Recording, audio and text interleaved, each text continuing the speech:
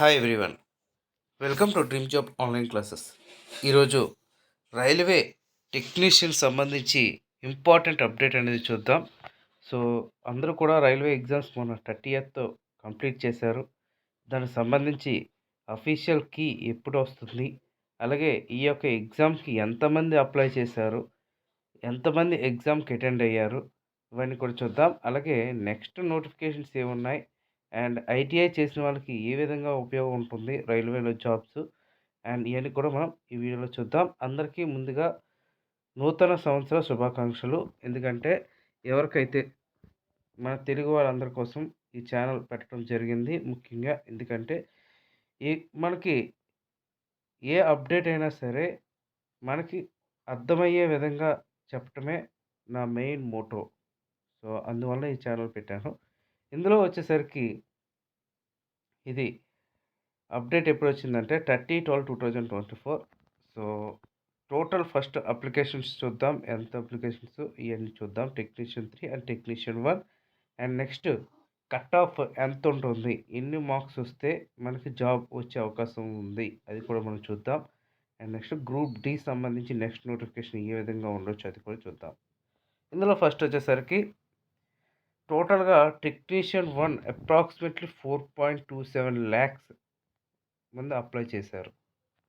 అంటే మీరు అనుకోవచ్చు ఓన్లీ జోనా లేకపోతే ఏంటి అని. Total all over India. కాకపోతే ఇక్కడ అటెండ్ అయ్యే వాళ్ళు మాత్రం ఆల్మోస్ట్ 50% కన్నా తక్కువ మంది అటెండ్ అయ్యారు ఈ యొక్క ఎగ్జామ్కి. ఎందుకు అంటే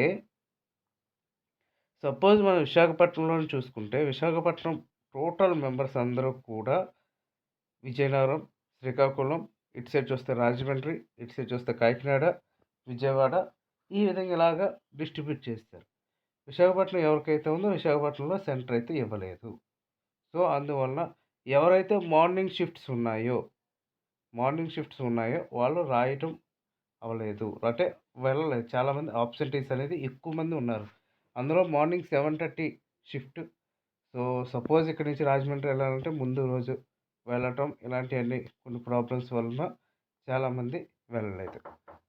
అండ్ నెక్స్ట్ ఇంకోటి ఏంటి అంటే ఎవరైతే బాగా ప్రిపేర్ అయ్యి కాన్ఫిడెంట్గా ఉంది అన్న వాళ్ళు మాత్రమే రాయటం జరిగింది. సో దీనికి ఆల్మోస్ట్ 2 ల్యాక్స్ అంటే 1.8 నుంచి 2 ల్యాక్స్. అదే మన సికింద్రాబాద్ జోన్లోకి వచ్చేసరికి చాలా తక్కువ మంది రాయటం జరిగింది.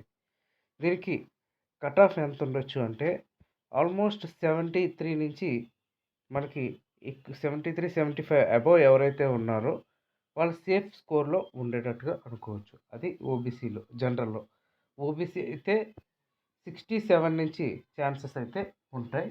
ఇంకా ఎస్సీ ఎస్టీ అయితే 60 అబోవ్ వచ్చిన ఛాన్సెస్ అయితే ఉంటాయి. ఇంకా టెక్నీషియన్ 3 టోటల్గా 23.34 ల్యాక్స్ మెంబర్స్ రాశారు. ఇందులో ఇంటర్ చేసిన వాళ్ళు, ఐటీఐ చేసిన వాళ్ళు కూడా ఉన్నారు. సో దీంతో సిగ్నల్ 1తో కంపేర్ చేసుకుంటే టెక్నీషియన్ 3కి అటెండెన్స్ అనేది ఎక్కువగా వచ్చింది.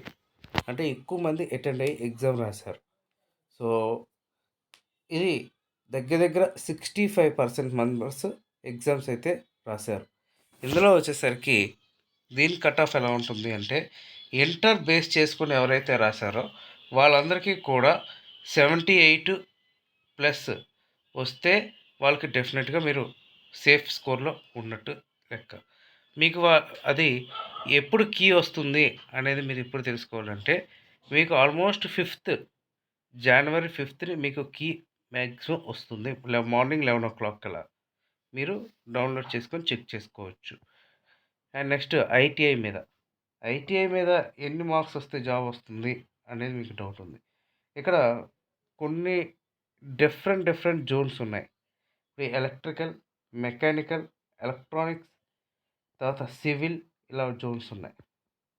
ఇప్పుడు సపోజ్ ఎలక్ట్రికల్, ఫిట్టర్, ఈ ట్రేడ్స్ వచ్చేసరికి మీకు ఆల్మోస్ట్ 75+ అయితే మాత్రం డెఫినెట్గా రావాలి. 70-75+. ఎందుకంటే అక్కడ చాలామంది అటెండెన్స్ అనేది ఎలక్ట్రికల్కి, ఫిట్టర్కి ఎక్కువ మంది అనేది వచ్చారు. అండ్ వేకెన్సీస్ కూడా ఎక్కువగానే ఉన్నాయి కాబట్టి ఆల్మోస్ట్ 75+ అన్రిజర్వ్ క్యాండిడేట్స్కి 72+ ఓబీసీ 65 ప్లస్ ఎస్సీ ఎస్టీ అయితే సరిపోతుంది.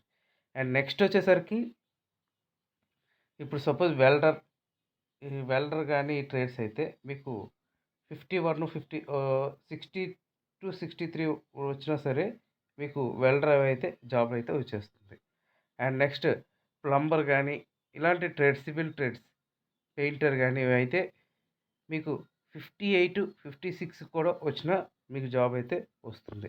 ఆల్మోస్ట్ ఏదైనా కూడా మీకు 50% మార్క్స్ వచ్చాయి అంటే మీరు ఐటీఐ చేసిన వాళ్ళకి 50% మార్క్స్ 100కి వితౌట్ నెగిటివ్ తీసేగా మీకు 50% మార్క్స్ ఇచ్చాయి అంటే మీకు జాబ్ గురించి హోప్స్ అనేది పెట్టుకోవచ్చు.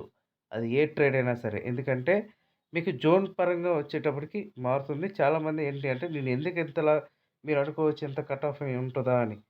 ఎందుకు చెప్తున్నానంటే మనకి సికింద్రాబాద్ జోన్‌కొచ్చేసరికి comparison to remaining zones Secunderabad zone ఎప్పుడూ కూడా ఎక్కువ కట్ ఆఫ్ అనేది ఉంటుంది.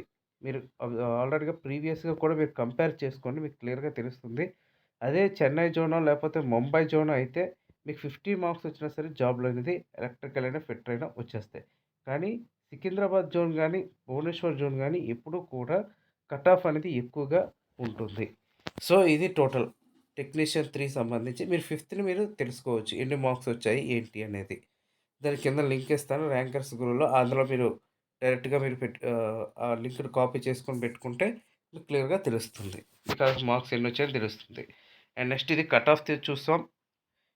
ఎంతమంది అప్లై చేశారనేది కూడా చూసాం. And next future upcoming notification వచ్చేసరికి మనకి రైల్వే గ్రూప్ డి ఉంది. ఈ నెల 23 నుంచి ఆన్లైన్ అనేది స్టార్ట్ అవుతుంది.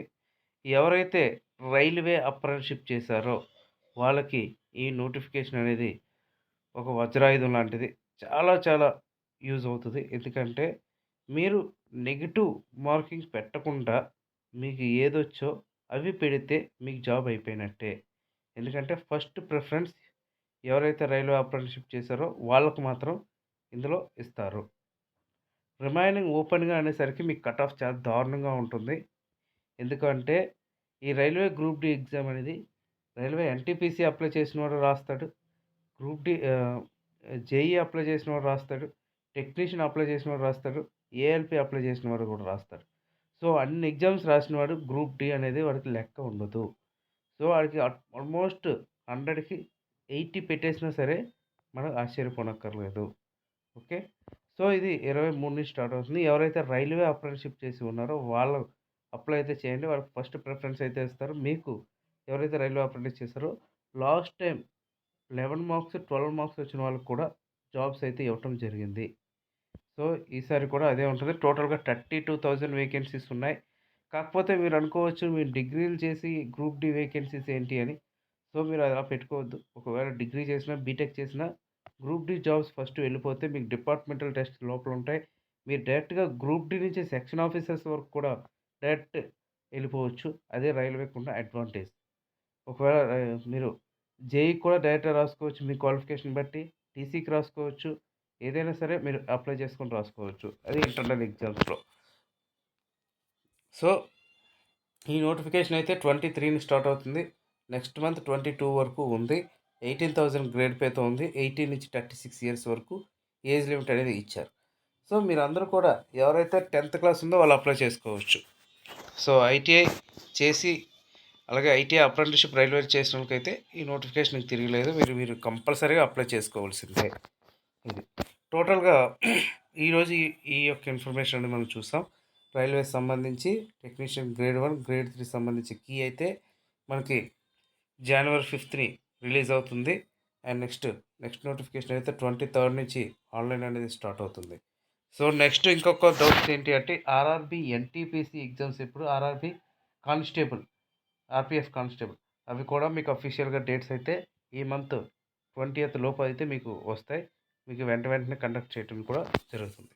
ఓకే ఫ్రెండ్స్, ఇది total information. So, railway jobs మీ డ్రీమ్ అయితే మీ డ్రీమ్‌ని మేము అందించడానికి ఎప్పుడు కూడా మేము ముందుంటాం.